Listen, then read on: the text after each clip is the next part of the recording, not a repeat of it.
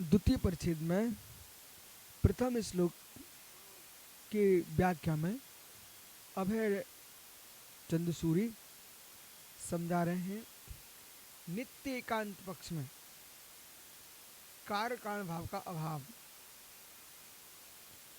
और सब कार होते देखे जाते। तो क्षणिकवादी ने, अब ध्यान दो ना, अनित्य पक्ष में क्षणिकवादी ने द्रव को क्षणिक मान करके नाशवंत मानने के बाद उसने कहा व्यवहार कैसे चला पाएंगे, तो संतति को जन्म दे दिया। ठीक, उपचार से संतति से काम करा रहे हैं, तो काम देखनी है उन्हें। ऐसे नित्यवादी ने जब देव को नित्य देख लिया, फिर सोचता कि अरे काम कैसे चलेगा, काम कैसे चलेगा। तो वो भी क्षणिक की तरह एक नई वस्तु लेके आए। वो क्या लेके आए, कारणों के निमित्त से कार हो जाता है। क्या लेके आए, कारणों के निमित्त से कार हो जाता है। तो हम जैनियों ने कहा कि कारणों के निमित्त से कार हो जाता है। पहले सुनिए ध्यान से, कारण के निमित्त से कार हो जाता है, ये नहीं हो सकता। कारण वही बन पाएगा जो वस्तु को बदल देगा। जो वस्तु को बदल नहीं पा रहा है वो कारण नहीं है। कारण वही हो सकता है जो उपादान को बदल दे, वही कारण बनेगा। जो बदल नहीं सकता वो कारण नहीं बन सकता। आप लोग ध्यान दो, इसमें आपके जैनियों में जो एकांत पद चल रहा है निमित्त को नाश करने वाला, वो भी समझ जाए। अब यदि आप लोई नहीं बिगाड़ सकते हो तो बेलन निमित्त कैसा। लोई नहीं बिगाड़ सकते हो तो लोई बिगड़ना चाहिए। आपको हमारी ये बातें अभी सामान्य दिख रही है, क्योंकि हम आपके साथ 24 घंटे रह रहे हैं, इसलिए आपको सामान्य दिखता है। यही विषय अचानक एक आदमी मात्र दिन में एक बार पढ़ने आए और फिर मेरे पास मिले ना, उसको समझ में आएगा कि क्या गुण विद्या सिखाई जा रही। निमित्त वही कहलाएगा जो उपादान को पटक देगा, बदल देगा। यदि उपादान को पटकने की सामर्थ्य नहीं है तो वो निमित्त ही नहीं है।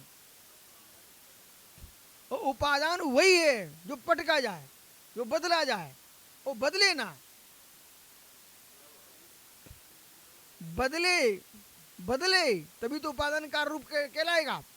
वो बदले ना तभी तो उपादान बचेगा। जैसे कि लोई मिटी, बदलना चाहिए, पर आटा नहीं मिटा, वो अन्वय रूप है, बदला नहीं है। इसलिए उपादान में परमन हुआ है। परमन किस में हुआ, उपादान में हुआ है। उपादान का परमन ही कार्य रूप होता है, पर निमित्त उसको बदलाने में सहकारी होता है। ठीक है, इन्होंने क्या बोला, हम निमित्तों के माध्यम से काम कर लेते हैं। तो निमित्तों के नाम से तुम काम कर लेते हो, बोले वस्तु नित्य है, वस्तु नित्य है। अरे वस्तु नित्य, वो निमित्त कर क्या रहा है, सहकारी विचित्र, विचित्र सहकारी विचित्र। तो सहकारी विचित्र अनेक प्रकार का, विचित्र यानी नाना प्रकार का।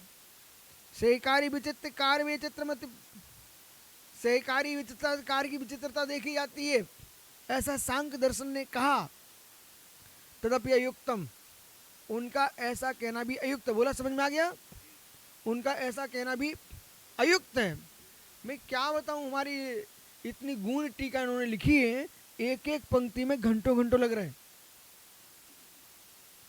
शुभाव, अब अयुक्त कह करके अब क्या हो रहे हैं, शुभाव अभिनंदिता सहकारी नुत्पत्ते, स्वभाव विभिन्नता, भिन्नता, स्वभाव स्वभाव भिन्नता।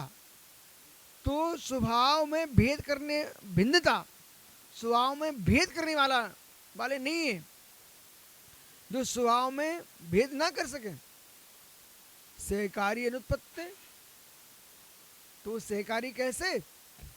जो स्वभाव में भेद ना कराए, परिवर्तन ना कराए, वो सहकारी कैसे? मतलब हमको तो प्रमाण दिखाना है ना, क्योंकि स्वभाव में भेद कराना चाहिए, लोई को बिगाड़ना चाहिए ना,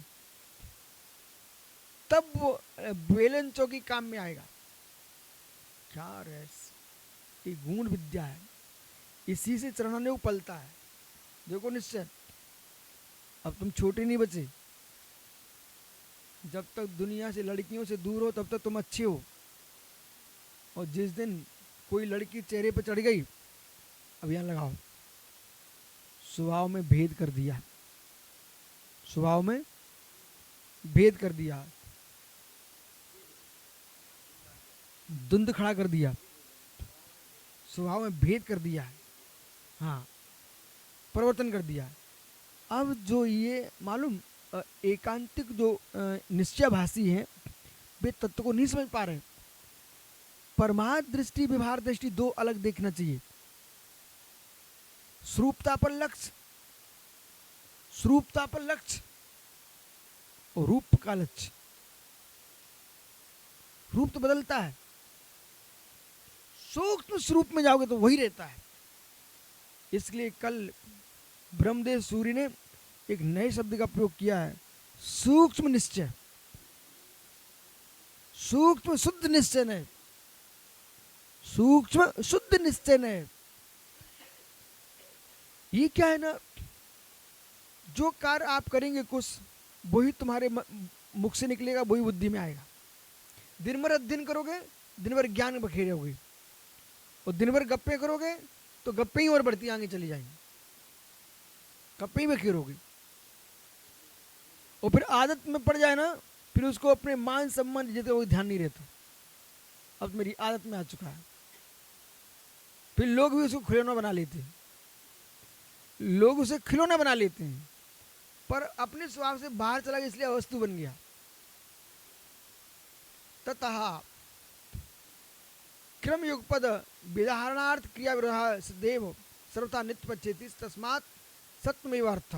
इसलिए इसलिए क्या रहस्य, नित्य पद जो आपका है, क्रम युगपद विराहार्थम क्रिया विराह, क्रम से और युगपद, क्रम अक्रम अभाव, अर्थ क्रिया का अभाव सिद्ध होता है। आपके यहाँ क्रम से भी अक्रम से विराह अभाव, विराह अर्थ क्रिया विराह सिद्धेव, अर्थ क्रिया का अभाव सिद्ध है। सर्वथा नित्यत्व पक्षे, सर्वथा नित्यत्व पक्ष में अर्थ क्रिया कारत्व का अभाव है। इति तस्सा असत्यमेव अर्था, इसलिए वो असत्य है, ये आपका कहना सत्य नहीं है। बराबर,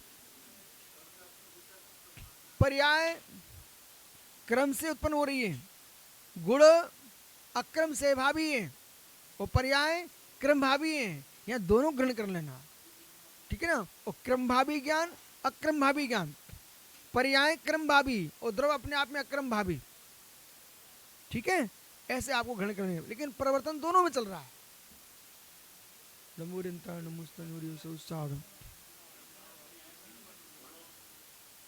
तो क्रम भाव अक्रम भाव दोनों युगपत रहेंगे ना।